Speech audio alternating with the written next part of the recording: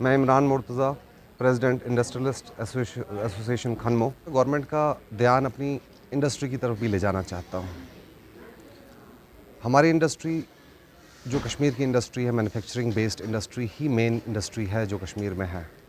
किसी ज़माने में टूरिज़म भी हुआ करता था बैकबोन कश्मीर का, लेकिन अभी टूरिज़म इतना ज़्यादा फ्लक्चुएट हो रहा है हर साल कि हमारा शिफ्ट जो है टूरिज़म से मैन्युफैक्चरिंग की तरफ आ गया है।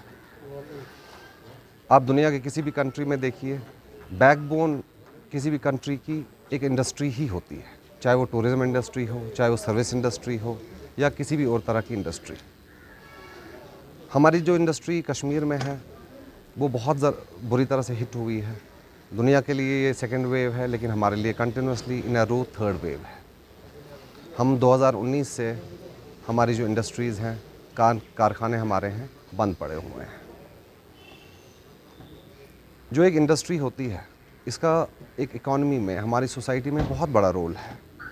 हम तरह तरह के टैक्सेस गवर्नमेंट को देते हैं, हम लोगों को एम्प्लॉयमेंट देते हैं, ठीक है। जो एक मेन रिसोर्स होता है किसी भी गवर्नमेंट को चलने के लिए, हम एक सरमायादार जो हैं लोग, वो एक सपोर्ट करते हैं गवर्नमेंट को। लेकिन पिछले 2 सालों में हम देख रहे हैं जो इंडस्ट्री है बहुत ज़्यादा बुरी तरह हिट हुई है। हिट इसलिए हुई है कि हम इन चीज़ों के लिए तैयार नहीं थे।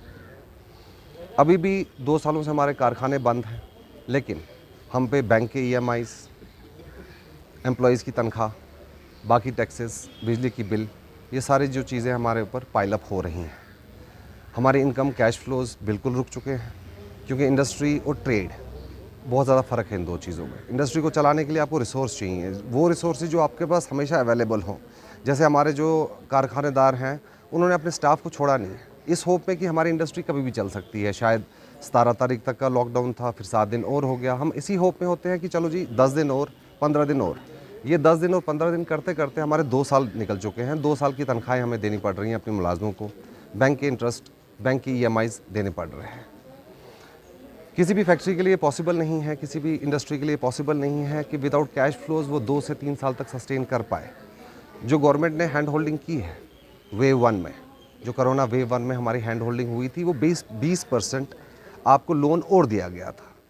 वो लोन इसलिए हमें दिया गया था कि जो हमारे ऊपर ऑलरेडी ब्रांड था लोन्स का, जो हम दे नहीं पा रहे थे, चुकता नहीं कर पा रहे थे, उसको सपोर्ट करने के लिए हमें और 20% दिया गया, जो आज की डेट में हमें काफ़ी नहीं लग रहा है। जो फंड्स हमारे एग्जॉस्ट हो चुके हैं। ये वक्त मुझे लगता है ऐसा पैंडेमिक रोज़ रोज़ किसी कौम पे नहीं आता, किसी भी कंट्री में दुनिया में नहीं आता है। इंडिया की अगर बात करें तो हम जिस वेव से अभी हिट हुए हैं, ये 100 साल के बाद आया हुआ है। जो लास्ट तारीखों में बयान है, that was Spanish flu pandemic, 1918 से 1920 तक रहा था। अभी हमारा वैसा ही कुछ सीन चल रहा है। We are bleeding, the business is bleeding. हमारा पैच वर्क से काम नहीं चल पाएगा। मैं गवर्नमेंट से दरख्वास्त करता हूँ कि पैकेज लोन के ऊपर लोन देने से हमारे बिजनेसेस ना रिवाइव हो पाएंगे, ना चल पाएंगे। मैं बिज़नेस से दरख्वास्त करता हूँ, मैं गवर्नमेंट से, कि कुछ ऐसा स्कीम बनाए, ऐसा बेल आउट पैकेज बनाए जो बिजनेसेस को रोके ना, जिनकी वजह से हमारे बिज़नेस चल पड़े फिर से। जो हालात हमारे अभी बनते नज़र आ रहे हैं, मुझे नहीं लगता है कि अगर हमें और 20% का लोन दिया जाए या लोन को बचाने के लिए हमें लोन दिया जाए, हम ज़्यादा देर तक सस्टेन कर पाएंगे। वैसी सिचुएशन में मुझे लगता है हमारा जो NPA अकाउंट होना, फैक्ट्रीज़ का बंद होना, जो कि तय है अभी आज की डेट में, वो डेफर हो सकता है, हम उसको टाल नहीं सकते हैं। तो मेरी दरख्वास्त है LG साहब से कि हमें ध्यान देना चाहिए एक ऐसे पैकेज पे, एक ऐसी हैंड होल्डिंग पे जो बिजनेसेस को, जो हमारी कश्मीर की इंडस्ट्री है, कश्मीर की इकॉनमी की बैकबोन बने, ताकि हम और ज़्यादा लोगों को एम्प्लॉयमेंट दे पाएँ, और ज़्यादा हम अपना रेवेन्यू जमा करके गवर्नमेंट के ख़जानों में भरें।